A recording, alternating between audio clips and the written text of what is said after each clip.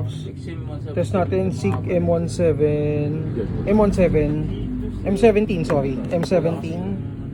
Then Umarex VFC Glock 19 Gen 4 and Arcturus Vanguard 5.1. So test natin Meron naman kaming stock na bago pa deliver.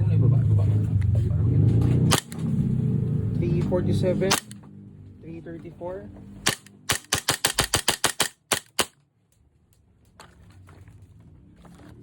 Next is Glock 19 Gen 4.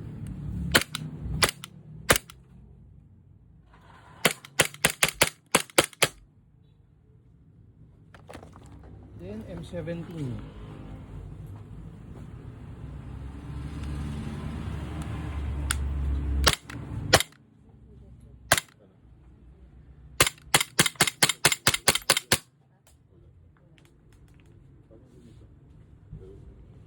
So thank you kay Bossing.